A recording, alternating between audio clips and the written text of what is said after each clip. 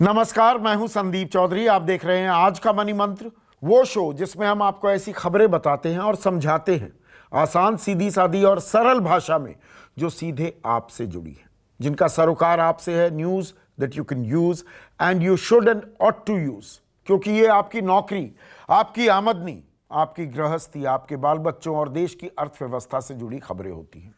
कोई राजनीति नहीं, कोई हिंदू मुसलमान नहीं, कोई भारत पाकिस्तान नहीं। अब खबरें, आज की खबरों का विश्लेषण करने के लिए मेरे साथ वरिष्ठ पत्रकार सिद्धार्थ सिंह हैं। और सिद्धार्थ, आज की बड़ी खबर इकोनॉमिक टाइम्स ने किस अंदाज में छापी है? सुप्रीम कोर्ट गिव्स टेलकोज यानी कि telecom companies 10 years to clear their AGR dues. AGR होता है एडजस्टेड ग्रॉस रेवेन्यू। थोड़ा ये अभी समझाएंगे। बिजनेस स्टैंडर्ड ने कहा है supreme court give telecom companies 10 years to clear AGR dues. Tough road ahead for Voda Idea, relief for Jio Airtel. अब दरअसल दर्शकों क्या था कि एक एडजस्टेड ग्रॉस रेवेन्यू होता है, इस पर लड़ाई चल रही थी सुप्रीम कोर्ट में।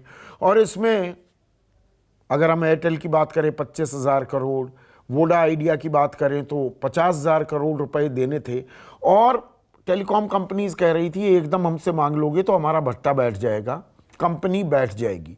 अब 10 साल की मियाद दी गई है, हर साल 10% आप वो पैसा दे सकते हैं। इस खबर को थोड़ा समझाइए, इसके मायने क्या हैं आम आदमी के लिए?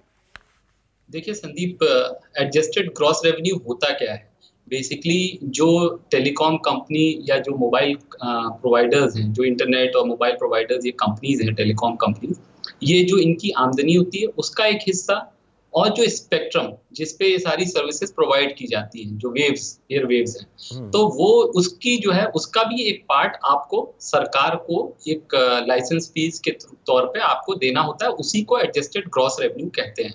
अब हुआ ये था, इसको लेके एक सरकार और टेलीकॉम कंपनीज के बीच में एक डिस्प्यूट हो गया था, और जो सुप्रीम कोर्ट में चला गया। सुप्रीम कोर्ट ने तो एक बार यहाँ तक ये कह दिया था कि साहब, आपको जो है सारी टेलीकॉम कंपनीज को ये ऑर्डर कर दिया था कि आप एकदम से इसको पेमेंट करिए। लेकिन चूंकि ये अमाउंट बहुत बड़ा है, 1,43,000 करोड़, और दूसरा कि टेलीकॉम सेक्टर में हुआ ये है कि जब से कुछ नए प्लेयर्स आए हैं, मैं नाम नहीं ले रहा हूँ, तो जो आपके जो टैरिफ प्लान्स हैं तो वो बहुत सस्ते हो गए। उन्होंने एकदम जो है उसको एकदम नीचे स्तर पे ले आए। मतलब जो प्राइस जियो वॉर की था वो बात कर इतना, रहे हैं आप? हाँ जी, तो प्राइस वॉर इतना इंटेंस था कि दूसरी कंपनियों के लिए जो है ना, इसमें जो है ना उनको बहुत नुकसान हुआ, एकदम से बहुत ज्यादा नुकसान हुआ। और साथ में ये जो है AGR के ड्यूज भी आ गए।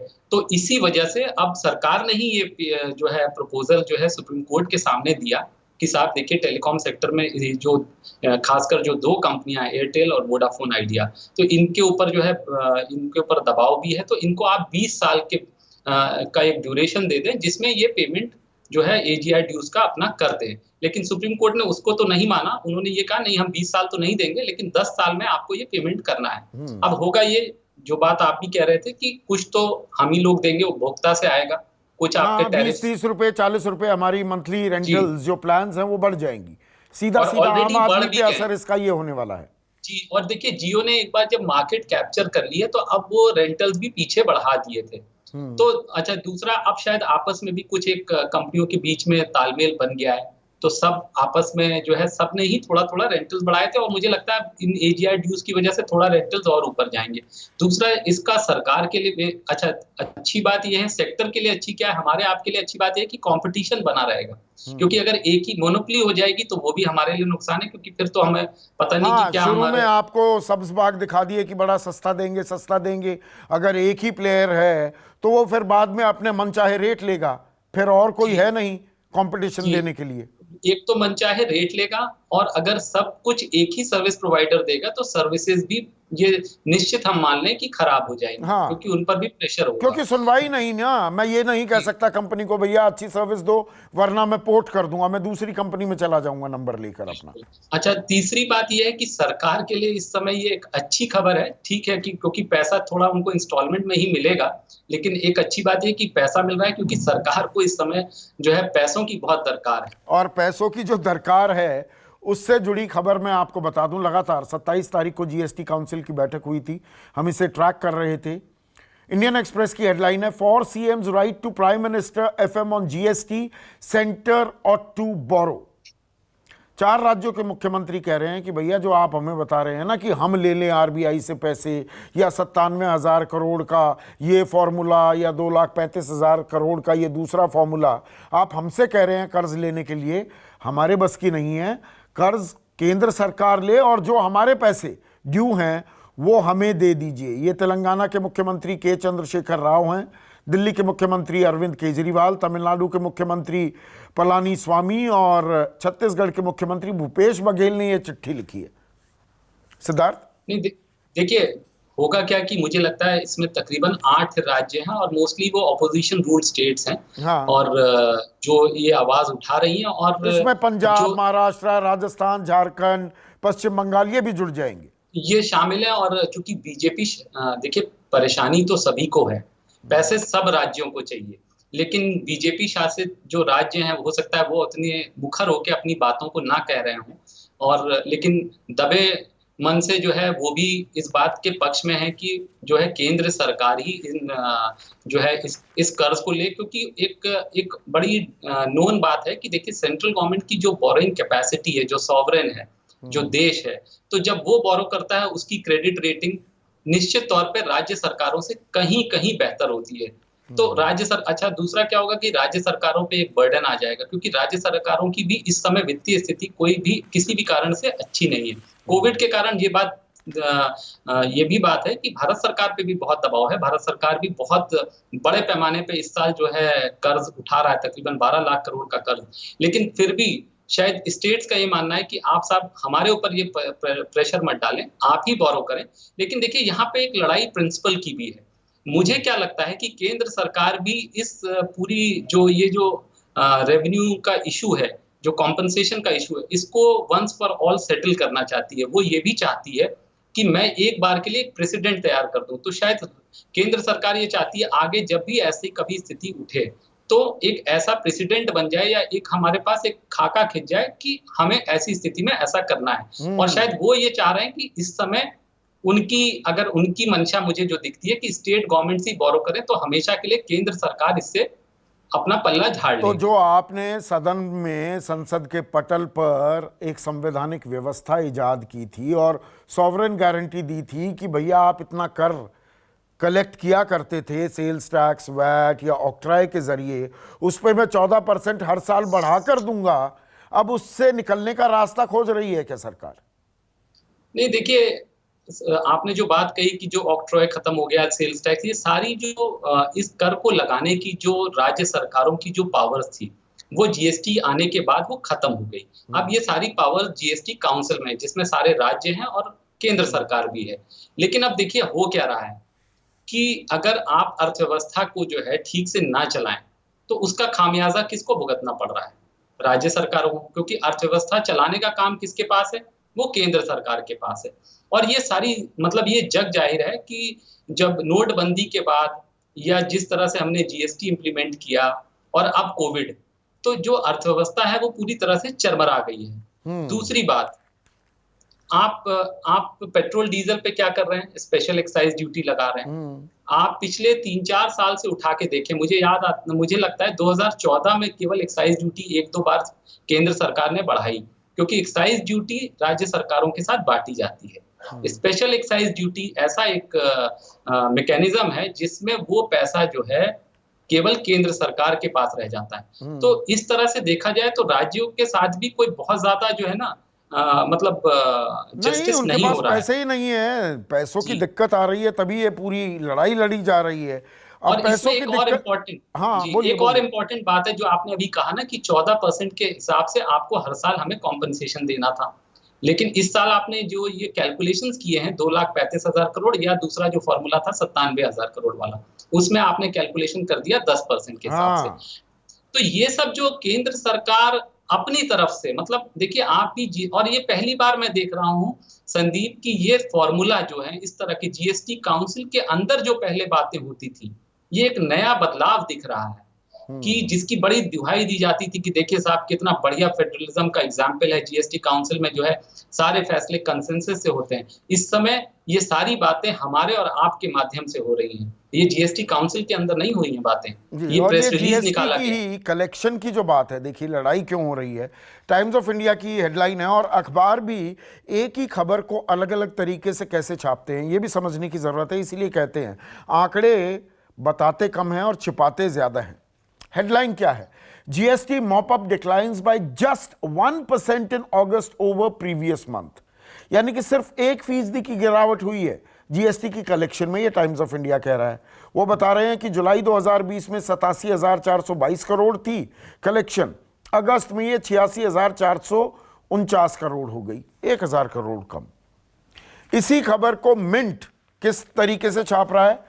GST collection in August falls 12% Y on Y, यानी कि year on year amid Covid. वो बता रहे हैं देखिए पिछले साल अगस्त में जो जीएसटी की कलेक्शन थी वो 98,202 करोड़ थी और इस बार घटकर 86,449 करोड़ हो गई है, यानी कि 12% का डिप। और ये वैसे भी 1.25 लाख करोड़ के करीब कलेक्शन होनी चाहिए, उससे कम पहले ही चल रही थी और ऊपर से और कमी आ रही है। दिक्कत यहां है दरअसल सिद्धार्थ।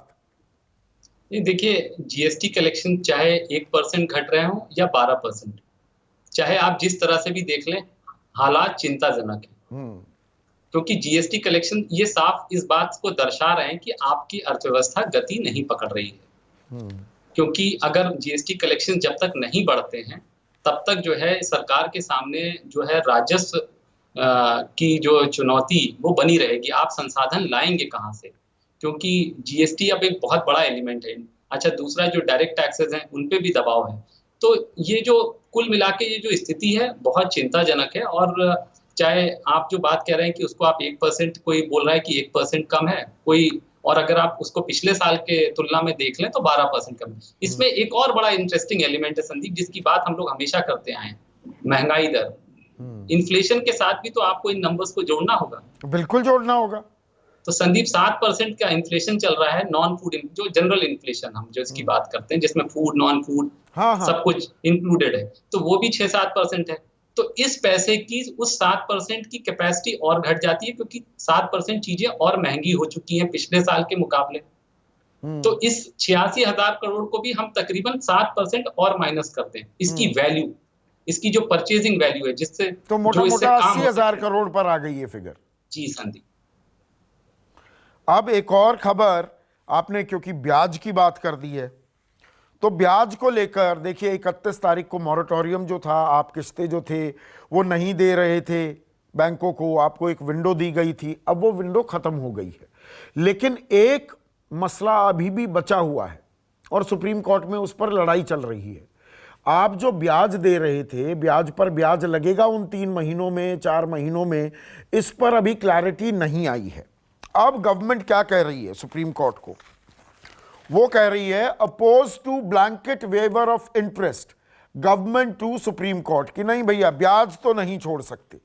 सरकार कह रही है, सुप्रीम कोर्ट ने फटकार लगाई थी कि आप लोगों के हितों की बात कर रहे हैं या कारोबार कर रहे हैं, लेकिन सरकार ने जवाब दे दिया है कि देखिए ब्याज तो नहीं छोड़ा जा सकता। इसी को टाइम्स ऑफ इंडिया ने कैसे छापा है? Not prudent to waive interest on loans government says in supreme court. और वो क्यों कह रही है? सरकार ने कहा है कि देखिए 197 करोड़ खाते हैं इस देश में और इन खातों में ब्याज देना पड़ता है ना। अगर मैं बैंक में जा रहा हूं या आप बैंक में जा रहे हैं, आपने पैसा जमा कराया तो दरअसल आप कर्ज दे रहे हैं ना बैंक को, तो वो आपको ब्याज देगा। आप बैंक से कर्ज ले रहे हैं तो आपको ब्याज देना होगा। ये एक धंधे की साइकिल है।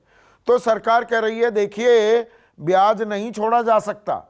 तो जो लोग सोच रहे थे कि सरकार कुछ निगहबानी करेगी, कुछ दरियादिली दिखाएगी, आरबीआई कुछ करेगा, ऐसा कुछ होता फिलहाल दिख नहीं रहा है सिद्धार्थ। नहीं, देखिए आरबीआई को जो करना था वो तो कर चुका है और सरकार भी सारी जिम्मेदारी जो है ना आरबीआई पे ही डाल रही है।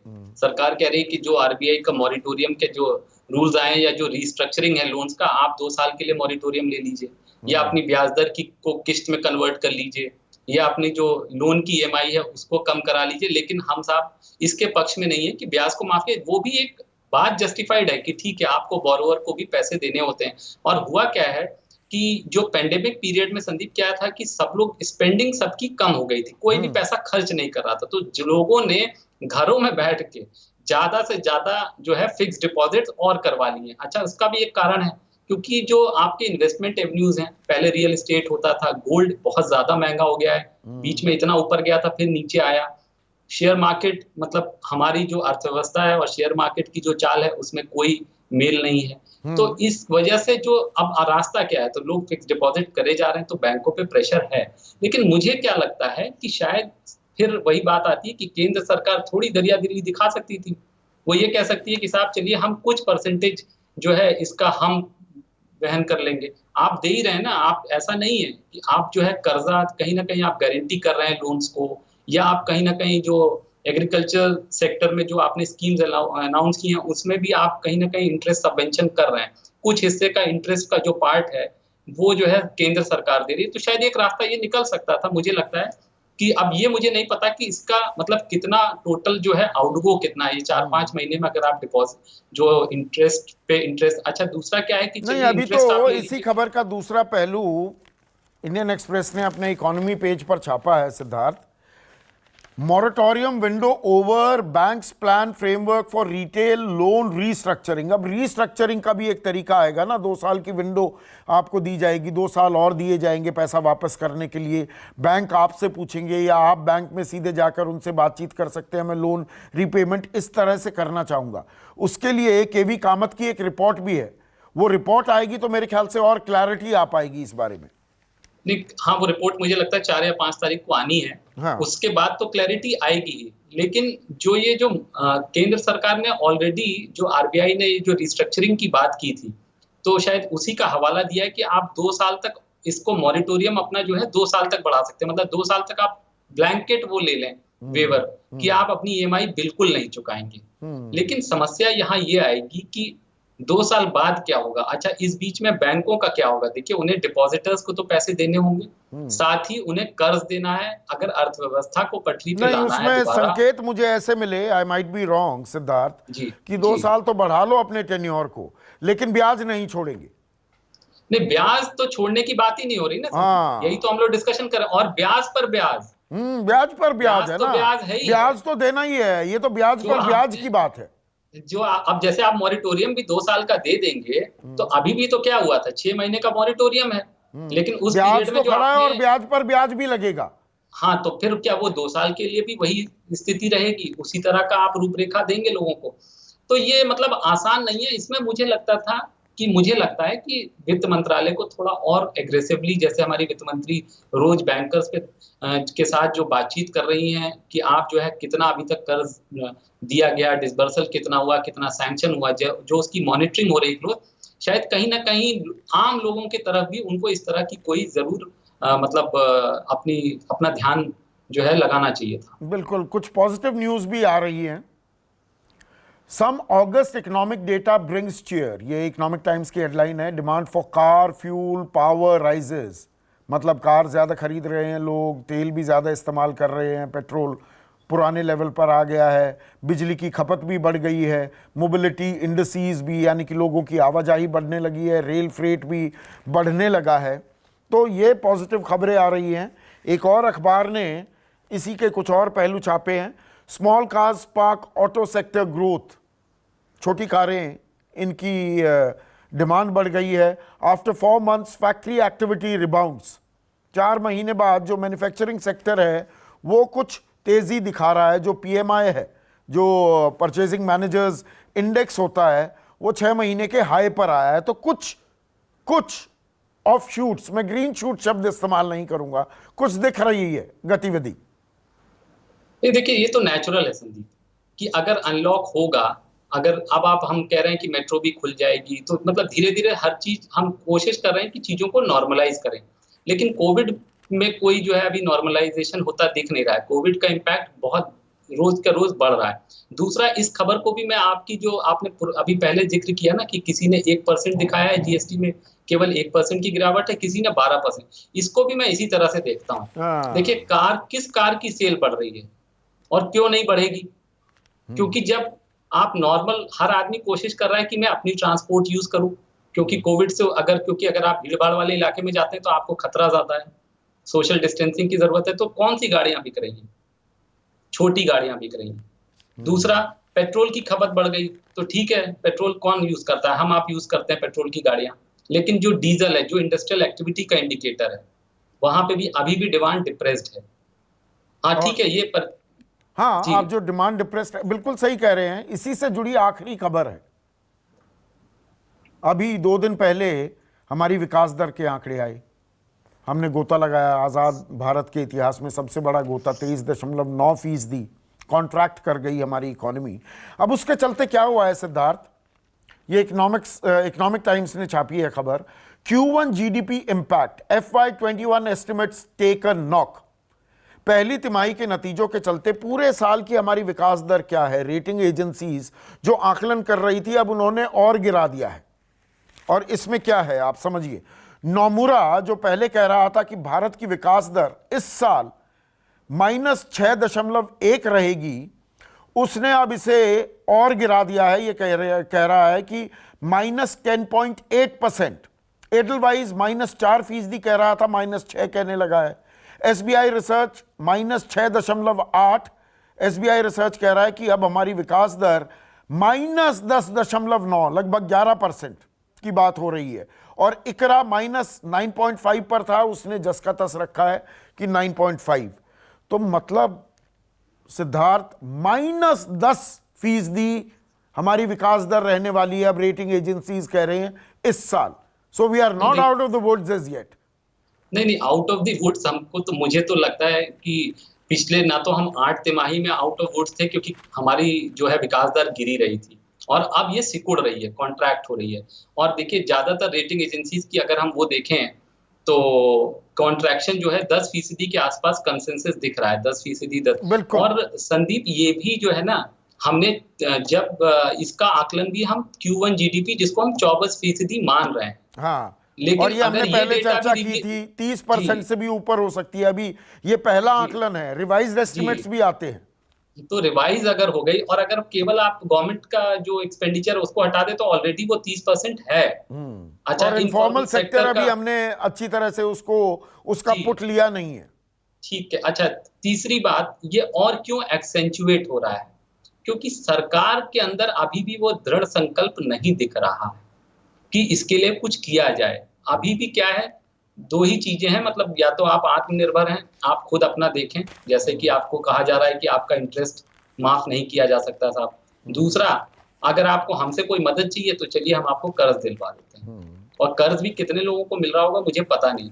तो मुझे लगता है कि अगर इससे हमको तेजी से उबरना है, इस विकास दर को अगर तेजी से वापस पटरी पे लाना है, तो कहीं ना कहीं गवर्नमेंट स्पेंडिंग बड़े स्केल पे करनी पड़ेगी। बहुत बहुत शुक्रिया सिद्धार्थ, तमाम खबरों को आसान, सीधी सादी, सरल भाषा में समझाने के लिए। तो आज का मनी मंत्र में बस इतना ही। नमस्कार, मैं हूं मानक गुप्ता। अगर आपको हमारा ये वीडियो पसंद आया हो तो इसे लाइक और शेयर जरूर करें, और हां, हमें सब्सक्राइब और फॉलो करना ना भूलें, ताकि आप देश और दुनिया की कोई खबर मिस ना करें। तो जुड़े रहिए हमारे साथ और देखते रहिए News 24।